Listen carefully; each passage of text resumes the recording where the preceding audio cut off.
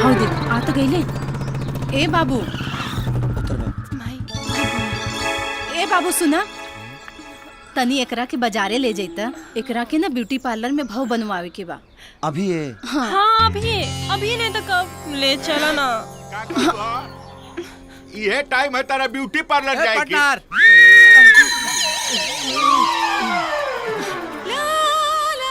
ए बाबू ले जाना। ले चला ना। ठीक बा, बैठा। जा।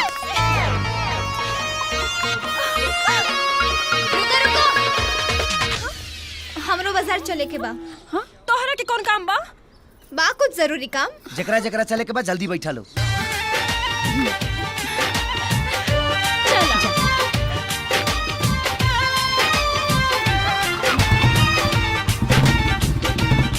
चलो ना।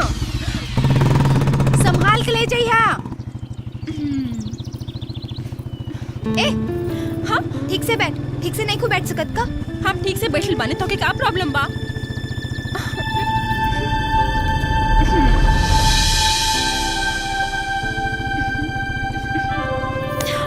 ठीक से बैठे ना।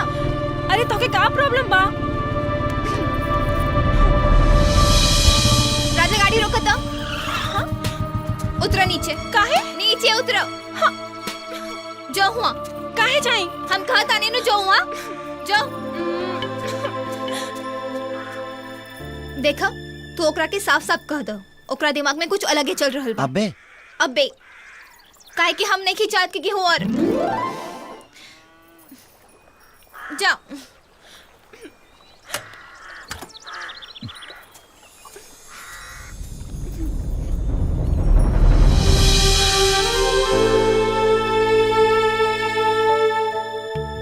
हम तोरा से प्यार ना करी ले। बबली बबली बबली। अरे बबली बबली। अरे बबली पगला कैसे पड़ेगा तू? बाहर आ। चल बारी चल चल। हमके मर जाए तो बस। मोर में चल चल चल चल चल। हाँ ढेर प्यार के भूत सवार भइल बा। हाँ भइल बा सवार। थोड़ा दूर से बात करो ना। देख बबली ती पढ़ा लिखल बाड़ी।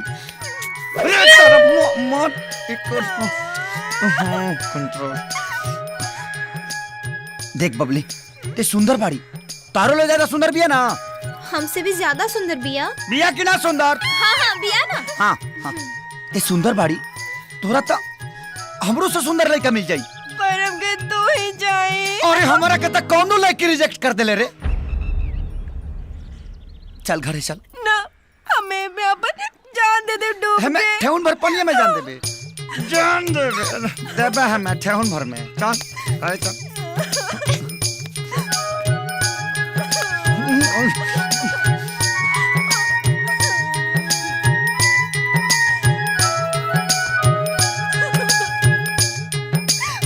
चल बैठ।